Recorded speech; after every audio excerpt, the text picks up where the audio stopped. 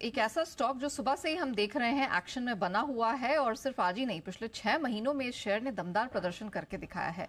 क्या कारण है और किस तरह की डिटेल्स निकल कर आ रही है, आइए आशीष से जान लेते हैं। आशीष बताइए क्या कारण है कैम्स में स्ट्रेंथ का? यार देखिए, ये स्टॉक आउट परफॉर्म हो रहा है लगातार। इस स्टॉक के ऊपर हमारी कवरेज और रिकमेंडेशन बरकरार रही है। मुझे याद आता है कि स्टॉक 2400 रुपए के करीब नवरत्न एसआईपी में सर ने बताया था। वहां से अगर आप देखें तो स्टॉक में लगातार तेजी देखने को मिली, लेकिन वो पहली बार कवर नहीं किया था। इससे पहले अगर आप देखें तो जब इसका पब्लिक इशू आया था तभी भी यहाँ पर काफी स्ट्रांगली जो है खरीदारी की राय दी थी, क्योंकि कंपनी का बिजनेस अगर आप देखें तो एक तो ये पूरा म्यूचुअल फंड इंडस्ट्री में जो आरटीए का कामकाज है, डुओपोली है, दो ही कंपनीज है जिनके पास पूरा मार्केट शेयर है।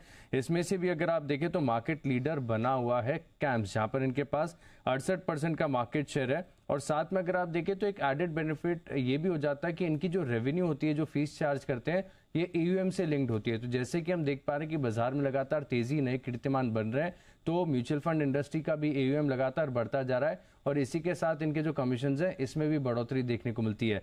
और मार्केट शेयर जैसे कि मैंने बताया कि आरटीए सेगमेंट में 68% का है। इसके अलावा खास बात यह है कि इनकी जो लीडरशिप है बिल्कुल बरकरार देखने को मिल रही है, क्योंकि पिछले 7 म्यूचुअल फंड के जो मैंडेट्स आए थे, इन 7 में से 5 सिर्फ और सिर्फ कैम्स को ही मिले थे। तो अपने आप में बताते हैं कि कंपनी का कारोबार कितना बढ़िया है। इसके अलावा अगर आप देखें तो इनका जो नॉन म्यूचुअल फंड कारोबार है, यहाँ पर भी कंपनी लगातार फोकस कर रही है। और ये लिमिटेड ऐसा नहीं कि सिर्फ म्यूचुअल फंड के आरटीए, ये अगर आप देखें तो पीएमएस वालों के लिए सॉल्यूशंस लेकर आ रहा है, एआईएफ वालों के लिए सॉल्यूशंस लेकर आ रहे हैं, इंश्योरेंस रिपोजिटरी के लिए इनका कामकाज आ रहा है। साथ में अगर आप देखें तो फंड्स के अकाउंट्स और मेंटेनेंस और एडमिनिस्ट्रेशन, इसकी सर्विसेज भी प्रोवाइड कर रहे हैं। और यहाँ पर अगर आप देखें तो छोटे बेस के चलते हर साल ग्रोथ का ट्रेंड काफी शानदार देखने को मिला है। ओवरऑल अगर आप देखें तो कंपनी ने पिछले 5 साल में काफी बढ़िया परफॉर्म किया है इन टर्म्स ऑफ अर्निंग्स, क्योंकि पिछले 5 साल में अगर आप देखें तो कंपनी की जो अर्निंग्स है ये तकरीबन 21% सीएजीआर से बढ़ रही है, यानी 3-3.5 साल में आपकी अर्निंग जो है लगभग दुगनी हो रही है। तो इसी का बेनिफिट हम देख पा रहे हैं कि स्टॉक में देखने को मिल रहा है। पिछले 6 महीने में शानदार तेजी, 50% के गेंस आए यहाँ पर। ओके, 50% के गेंस के साथ अभी भी चमकता हुआ कैम्स दिखाई दे रहा है और ये कारण है जिसकी वजह से हम इतनी स्ट्रेंथ देख रहे हैं। सचिन जी, चार्ट्स में आपको गोइंग फॉरवर्ड कैसा एक्शन दिख रहा है? कैम्स में कोई रिकमेंडेशन अब यहाँ से आगे? अनया जी, इनफैक्ट लॉन्ग टर्म के लिहाज से मुझे लग रहा है काफ़ी बड़ा ब्रेकआउट यहाँ पर एस्टैब्लिश हुआ था मंथली चार्ट में, जिसका पैटर्न टारगेट लगभग अराउंड 6000 के आसपास प्लेस्ड है।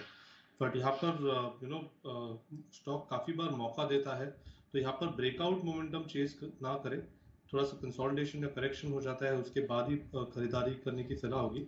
ओवरऑल स्ट्रक्चर मुझे लगता है कि वॉइड तभी होगा अगर ये पर्टिकुलर स्टॉक 3740 के नीचे यहाँ से वीकली बेसिस पे क्लोजिंग देगा। तो आई थिंक स्टॉप लॉस आपको वहीं पर लगाना है एंड अपने पोर्टफोलियो में इसे उतारना है 6000 के लक्ष्य के लिए। ओके, तो ये है आपके लिए कैम्स। दमदार एक्शन होता हुआ दिखा है, जबरदस्त। कितना डबल हो गया अपने एसआईपी का?